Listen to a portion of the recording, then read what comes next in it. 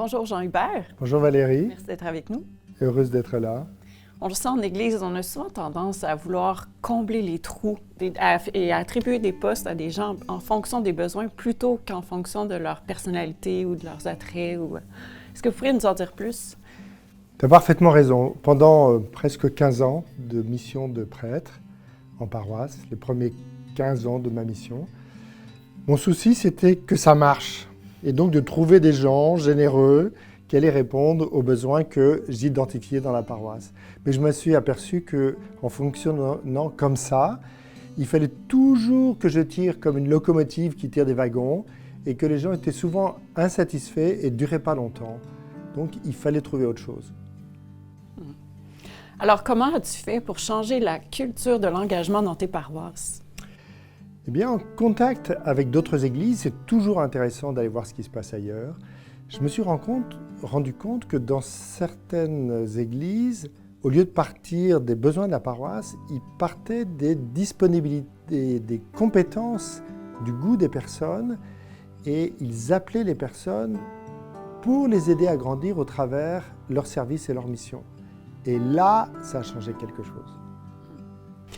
Tu as alors découvert un outil pour favoriser ce genre d'engagement personnalisé, le questionnaire Forme.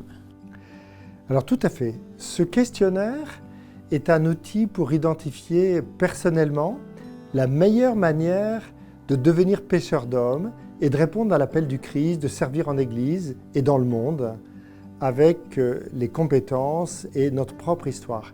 Il a été mis en place par l'église de Saddleback près de Los Angeles et la version mise à disposition a été adaptée par des paroisses catholiques en France et au Québec. Et pourquoi ce nom, Forme? Alors, Forme est un acronyme qui s'appuie donc sur chacune des lettres. F comme force spirituelle, O comme orientation du cœur, R comme ressources, M comme manière d'être et E comme expérience. Alors, je vais reprendre un tout petit peu. Force spirituelle, lorsqu'on s'ouvre vraiment personnellement à l'action du Saint-Esprit dans sa propre vie, le Seigneur nous donne de développer ce qu'on appelle des dons spirituels qui ne viennent pas de nous, qui sont autre chose que les compétences naturelles, mais qui sont des dons que le Seigneur nous fait pour la construction de son Église, pour l'annonce de la bonne nouvelle. Les orientations du cœur, c'est ce qui nous passionne. Tu peux être passionné par le théâtre, tu peux être passionné par organiser des choses, tu peux être passionné même pour trouver des fonds, par exemple, il y en a, voilà, ou par la musique. Voilà, ce qui nous passionne. Le Seigneur s'appuie là-dessus pour nous appeler à sa mission. Les ressources, ce sont les compétences acquises par les études, par l'expérience professionnelle et qui vont enrichir notre potentiel pour servir en Église. Notre manière d'être, c'est l'attitude.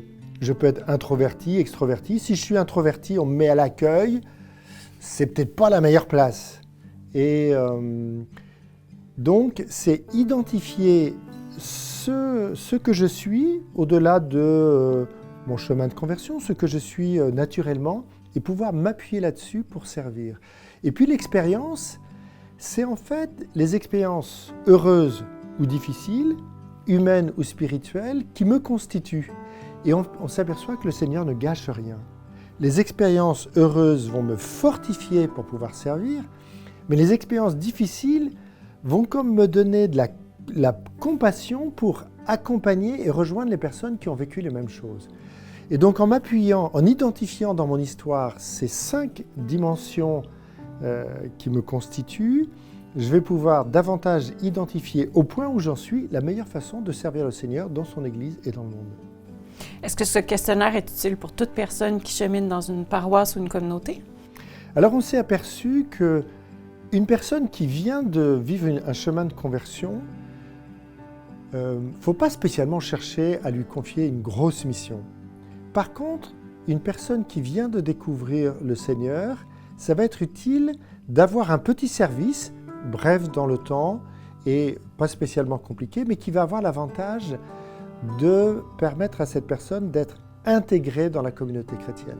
Par contre, une personne qui a fait plus de chemin, ou des personnes qui sont déjà insérées depuis longtemps, qui ont déjà un service depuis longtemps, ou une mission dans la paroisse, dans la communauté chrétienne, mais peut-être ça vaut le coup de faire le point et de se dire, mais est-ce que ce n'est pas le moment de passer à une autre étape, ou est-ce que, en fait, il n'y a pas, en fonction des nouveaux besoins, des compétences que tu peux avoir, des aptitudes que tu peux avoir qui pourraient correspondre aux besoins. Et là, on redonne ce questionnaire. Ce n'est pas un questionnaire qui se fait en 3 minutes. Souvent, ça prend 2-3 heures à le faire.